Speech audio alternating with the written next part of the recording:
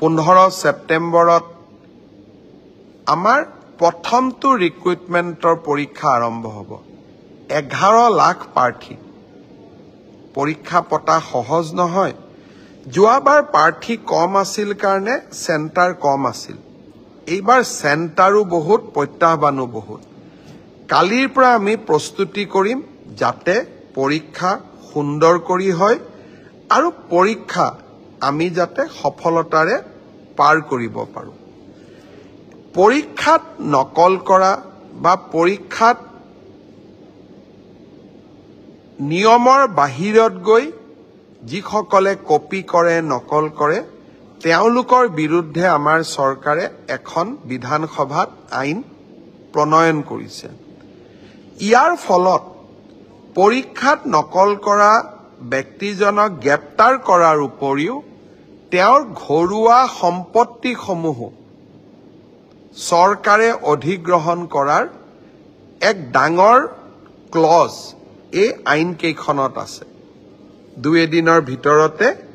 আমি এই আইনখনৰ বিষয়েও বহুল প্ৰচাৰ কৰিম মই আশা কৰিম মেধাৰ ভিত্তিত নিযুক্তি বহুতে কয় মোৰ মেৰিট আছে কাৰণে মই চাকৰি পালো বহুত এতিয়া ফেশনো এটা আছে যে আমি বিজেপি কিয় ভোট দিব লাগে আমিতো মেৰিট আছে কাৰণে চাকৰি পালো মই এটাই কথা কম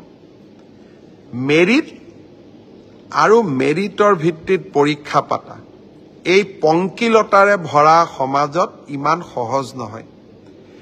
এক প্ৰকাৰ অহা কালি পৰহিৰ পৰা আমাৰ অফিচাৰ সকলে ৰাতিয়ে দিনে কাম কৰিব লাগিব যাতে 15 সেপ্টেম্বৰৰ পৰীক্ষা নিকা হয় কিন্তু মুখ্যমন্ত্ৰী বা আন মন্ত্ৰী সকলে যদি বিচাৰে পৰীক্ষা নিকা হ'ব নালাগে মোৰ মানুহে চাকৰি পাওক তেতিয়াহলে সকলো কথা সহজ হতৰ বিপৰীতে গৈ আমি কাম কৰিছো পৰীক্ষা নিকা হওক আমাৰ মানুহে পাওক না পাওক মেধাৰ ভিত্তিত চাকৰি হওক এই সংকল্পক সিদ্ধিলৈ ৰূপান্তৰ কৰা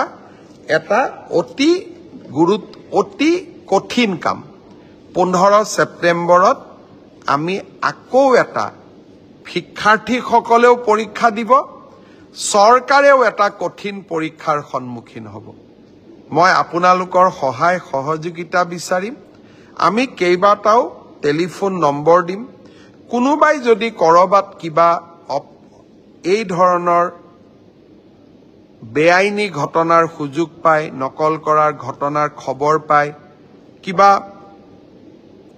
নকৰিবলগীয়া কাম কৰিব এনেকুৱা আগতীয়া খবৰ পায়